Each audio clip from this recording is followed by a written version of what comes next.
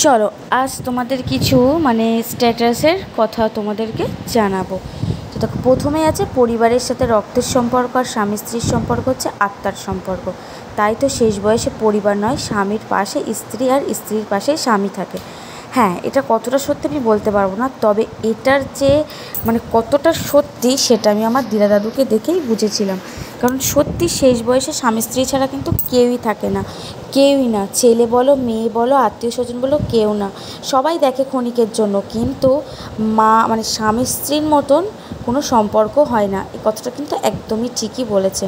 তারপর আছে খারাপ লাগে কিছু কিছু মানুষজনের ব্যবহারগুলো, খুব খারাপ লাগে, কিন্তু ঝামেলা চাই না তাই কিছু বলি না, শুধু চিনে রাখি। একদম সত্যি, এটা কিন্তু আমি আগে ছিলাম না। আগে যার হতো সার মুখের উপরেই বলে দিতাম। এখন বুঝে গেছি যে অকারণ ঝামেলা করে কোনো লাভ নেই। তারা তো কেউ না, তারা ক্ষণিকের জন্য তাদের সাথে মিশছি, তাদের সঙ্গে থাকছি, তা তার জন্য কেন ঝামেলা করব, বা কেনই বা বাইরের মানুষের জন্য নিজের মানুষের সাথে ঝামেলা করব। এটা এখন বুঝে গেছি, সত্যিই তাই। কিছু কিছু বুঝতে পেরেও চুপ করে থাকাটাই বুদ্ধিমানের কাজ। এটা দেখো, এটা একটা খুব কথা, শক্ত কথা। আজকের দিনে ভদ্র মানে তুমি ভীতু, নিরীহ মানে তুমি দুর্বল, সৎ মানে তুমি বোকা, আর স্পষ্ট বক্তা মানে তুমি শত্রু। একদম সঠিক কথা। তুমি যত ভদ্র হবে, এখানে সমাজে যতবার ভদ্রতা দেখাবে, ততই মানুষ ভাববে যে তুমি ভীতু, ভয় পাচ্ছ, ওই জন্য এত ভদ্রতা দেখাচ্ছ।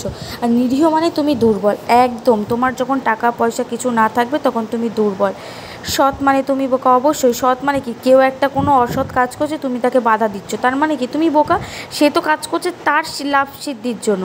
আর স্পষ্টবাদী মানে তুমি শত্রু, অবশ্যই। তুমি যখনই তার ভুলটা ধরিয়ে দেবে, তুমি অবশ্যই তার কাছে শত্রুই হয়ে যাবে। আমি ভদ্র অভদ্র দুটোই। এখন পরিস্থিতি অনুযায়ী তুমি যেটা ডিজার্ভ করবে আমি সেটাই দেখাবো। একদম কারেক্ট, এটা আমার সাথে একদমই ঠিক। তার জন্যই কিন্তু এই পোস্টটা আমি নিয়েছি। সত্যি আমি ভদ্র অভদ্র দুটোই। কারণ আমার সাথে যে ভদ্রতা দেখাবে, আমি তার সাথে প্রচণ্ড ভদ্র।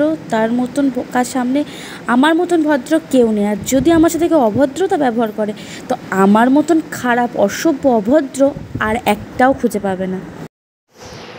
ভালো খারাপ যা করবে ফেরত তুমি পাবে।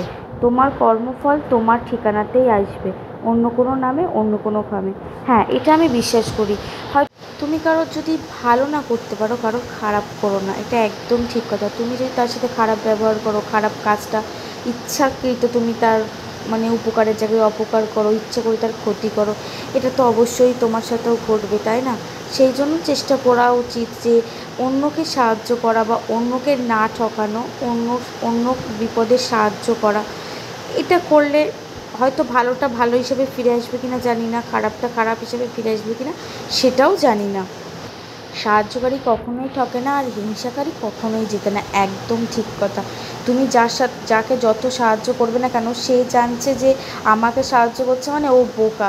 আর হিংসা যারা করে তোমার সাথে, তারা কখনোই কিন্তু তোমাকে হিংসা করে জিততে পারবে না। ও ওটা করছে আমি এটা করবো, ও ওটা কেন করলো আমি কেন করিনি, এটা ভেবে কোনোদিনই বড় হওয়া যায় না।